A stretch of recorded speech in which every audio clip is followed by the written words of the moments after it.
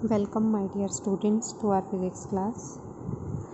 Students, till our previous video we have completed what do you mean by electric potential difference between 2 points, electric potential at a point and electric potential due to system of charges. These all topics we have completed till our previous video. Now today we are going to discuss about electric potential due to a dipole. Dipole के बारे में हमने students पहले भी बहुत पढ़ा है. Dipole के लिए हमने फील्ड कैलकुलेट किया था डाइपोल की एक्सियल लाइन पर, इक्वेटोरियल लाइन पर, any point, short dipole, special cases, all things we have discussed related to electric field. But now we have to calculate electric potential due to a dipole. तो इसके लिए हम क्या करेंगे, बिल्कुल same procedure में एक डाइपोल ड्रॉ करेंगे.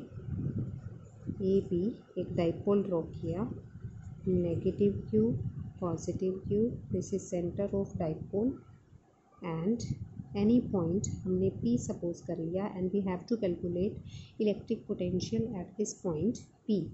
पी पॉइंट हमने एनी पॉइंट लिया है making an angle theta with the dipole direction. Length of this dipole is 2a. So with respect to center, both charges have equal distance a and a.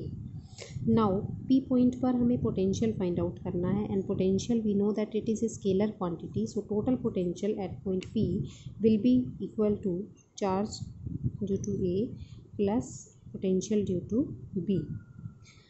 अब ए ने जो potential लगाया यानी कि इस माइनस क्यू ने जो पोटेंशियल लगाया और प्लस क्यू ने जो पोटेंशियल लगाया, both potentials we have to calculate at the point P. Total point potential at point P हमें फाइंड आउट करना है. पोटेंशियल किस वजह से होती है, पोटेंशियल किसी भी चार्ज की वजह से होती है and here we have two charges, negative Q and positive Q. So A point ने जो पोटेंशियल लगाया और बी पॉइंट ने जो पोटेंशियल लगाया, total potential we have to calculate है. Potential formula we know that 1 by 4 pi epsilon naught q by r plus similarly 1 by 4 pi epsilon naught q by a ने लगाया तो AP, r is AP और b ने लगाया तो r is BP. A के लिए नेगेटिव क्यू, B के लिए positive Q. Here we have used their signs negative and positive with the value of potential because potential is a scalar quantity. So direction का role यहाँ पर नहीं आएगा. यहाँ पर नेगेटिव पॉजिटिव मैग्नीट्यूड में ही हमें इनके साइन को इंक्लूड करना होगा. जबकि फील्ड के अंदर हम मैग्नीट्यूड जब लेते थे तो दोनों चार्जेस का वैल्यू क्यू ही यूज़ करते थे और नेगेटिव पॉजिटिव का डायरेक्शन में रोल लेते थे कि पॉजिटिव टू अवे, नेगेटिव के टू वर्ड्स, इस तरह से वो रोल यूज़ हो जाता था. लेकिन potential is a scalar quantity, so negative positive का जो साइन है that will be included in the value of their magnitudes only. Clear? So taking 1 by 4 pi epsilon naught q as common, here we will get minus 1 by AP plus 1 by BP. 1 by 4 pi epsilon naught q, positive sign can be taken as before, 1 by BP minus 1 by AP. अब students देखो, यहाँ पर हमें BP भी नहीं पता, हमें AP भी नहीं पता, बल्कि हमें ये पता होता है कि जो भी ऑब्जर्वेशन पॉइंट है वो सेंटर से सेपरेटेड होता है एट ए डिस्टेंस R. हमें ये लेते हैं. अब हमें R नॉन है, AP BP का नहीं पता, लेकिन हमें यहाँ से दिख रहा है कि AP is longer than this OP. How much time it is longer, वो देखने के लिए हम क्या करते हैं, इस R वाली लाइन को एक्सटेंड कर देते हैं and we can draw a perpendicular from this point A. N हमने नॉर्मल ड्रॉ कर दिया. Now this NP is approximately equal to AP. क्योंकि AP बड़ा था तो हमने R को बढ़ा दिया. Similarly BP is smaller than this OP. R से BP छोटा है. R की टर्म में ही BP कितना छोटा है वो निकालने के लिए B से इस पे परपेंडिकुलर ड्रॉ करेंगे, BN. Okay, now this MP is approximately equal to BP.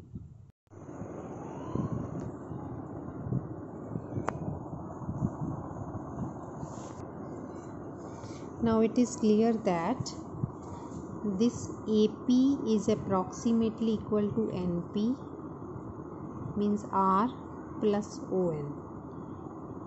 ON can be easily calculated using this right angle triangle, because this angle is theta, this angle is theta. जिस पे दो angles होते हैं that side is base.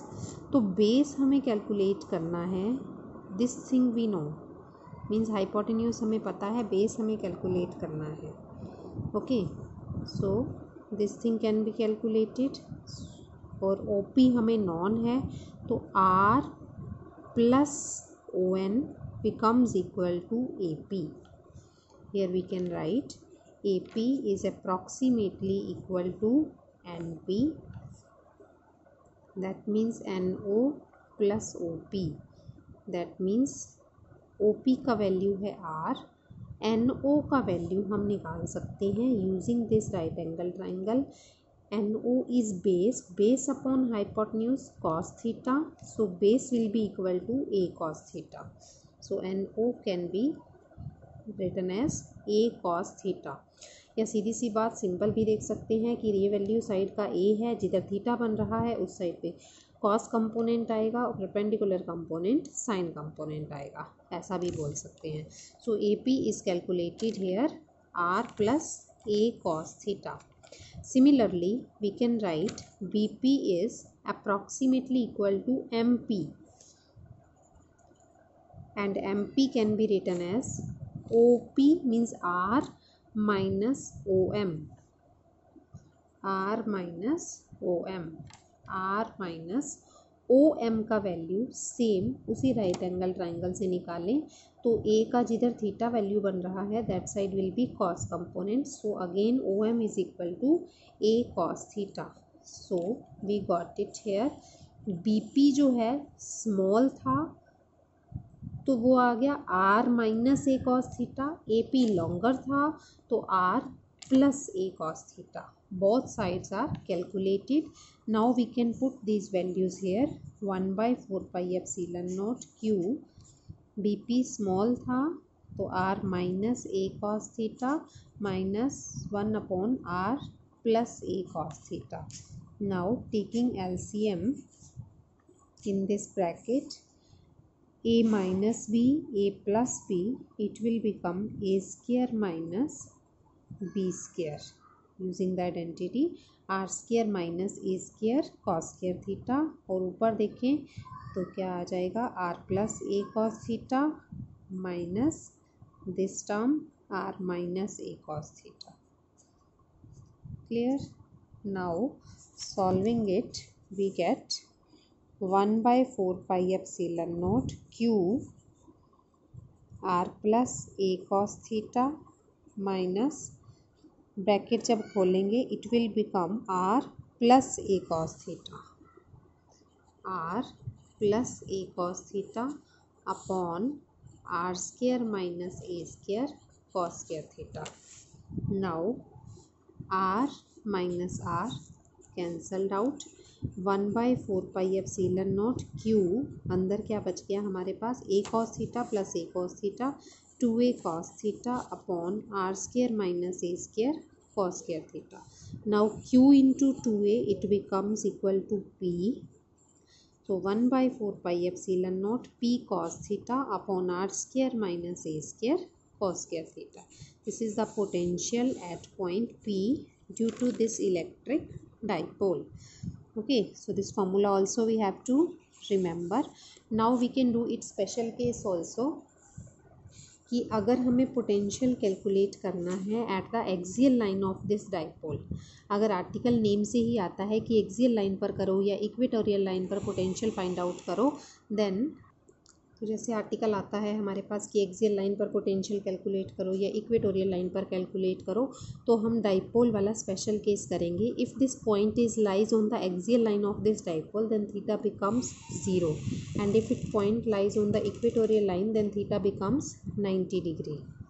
So for axial line theta is equal to 0 and potential becomes 1 by 4 pi epsilon naught P cos 0 upon R square minus A square cos square 0. 1/4 pi epsilon naught p cos 0 becomes 1 r square minus a square, cos 0 again 1. So that means potential on axial line जो आएगा वो हमारे पास कितना आ गया 1/4 pi epsilon naught p upon r square minus a square. Similarly potential on the equatorial line जब हमें find out करना है when this point P lies on the equatorial line of this dipole then angle theta becomes equal to 90 degree. Theta becomes 90 degree. So potential formula जो है वो क्या बन जाएगा 1/4 pi epsilon naught P cos 90. Denominator में चाहे कुछ भी पड़ा है, ऊपर cos 90 पड़ा है and cos 90 value is 0. So potential on the equatorial line of a dipole is equal to 0.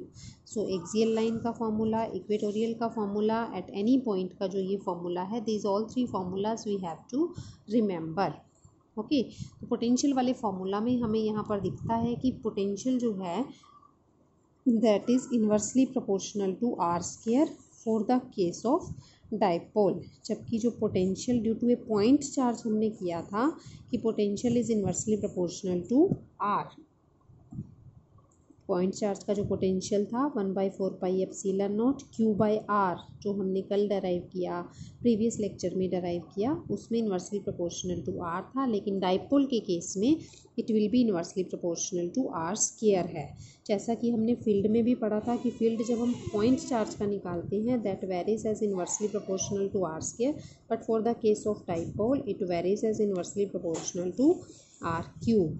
Same relation for the potential lies here. Okay, thank you.